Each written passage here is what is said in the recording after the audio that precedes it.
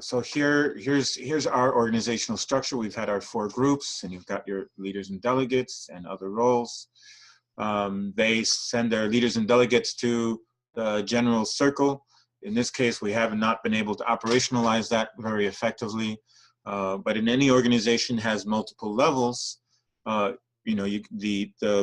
unit groups are going to be feeding in their leaders and delegates to the next level, whatever that level, might label that level, a department circle, or a general circle is in our case. And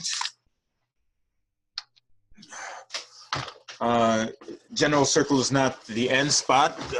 From there we go on to the next level is the top circle, which is what Jennifer and I have been for SALT. But I just wanted to say a few things about top circles in general, so you have that in your mind.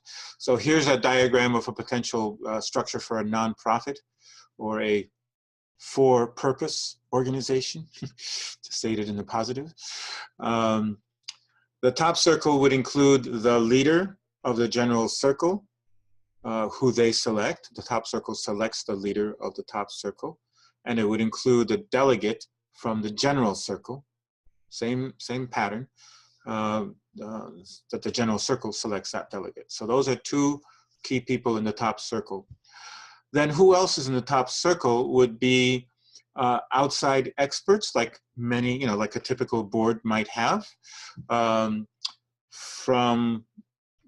content that's related to the work of the organization. So maybe someone who's shared from an organization that has a very similar aim.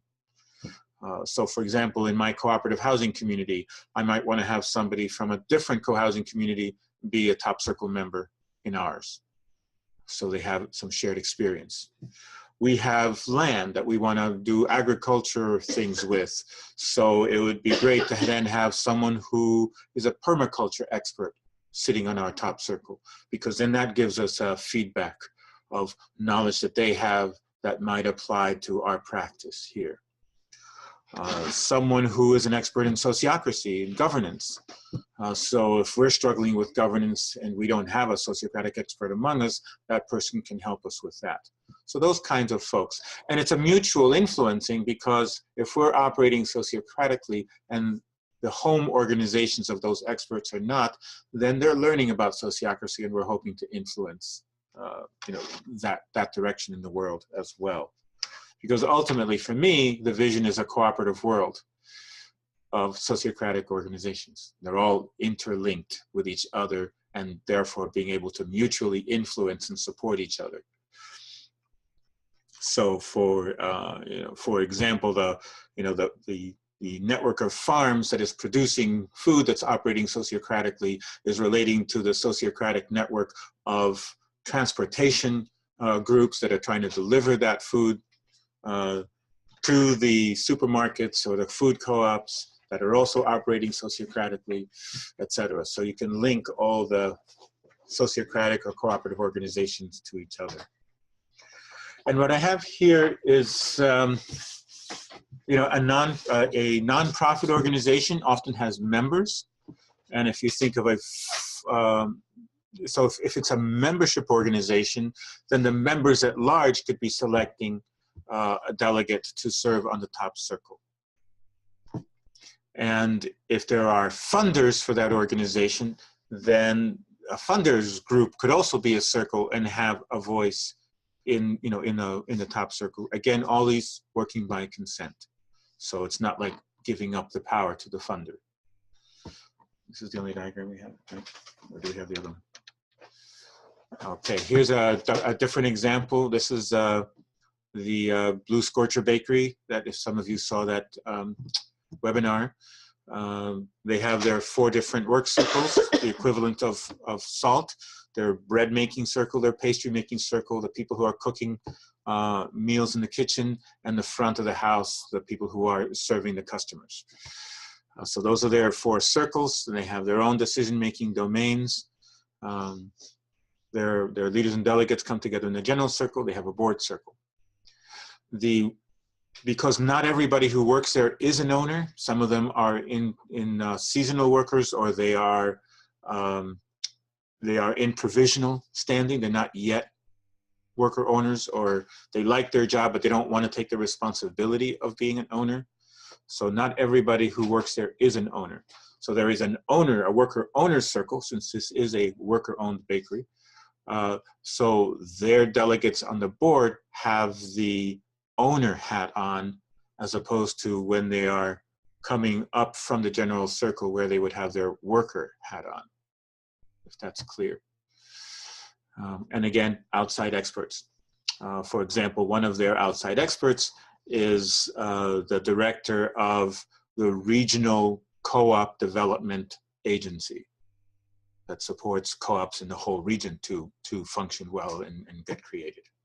So that's a good link, because she has a broader base of knowledge about co-ops. Is that it?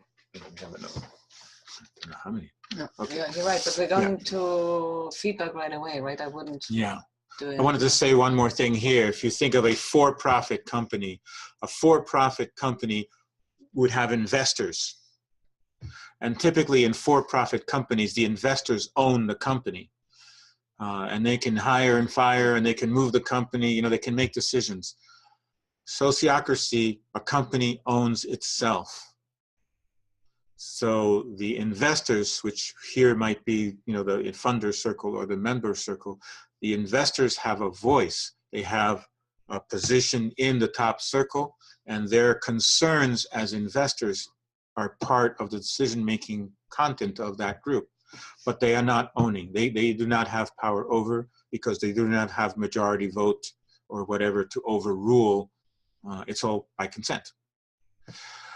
And economically, and we're not going to touch on this deeply, but economically, in a for-profit organization, the investors get a fixed rate of return and get a variable rate of return depending upon how well the company is doing. The workers also get a fixed rate of return, their wages, but also a variable rate of return, how well the company is doing.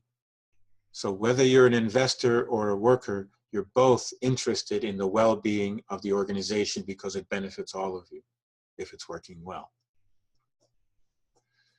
And in that context, also a for-profit organization, in a sociocratic context, the chances of overpaying the top leadership or underpaying the people at the bottom of the organization is much less likely, because who's going to agree to that?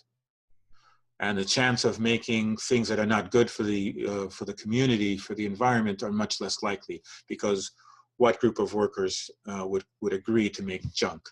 They'd rather make something that's meaningful and useful for their communities.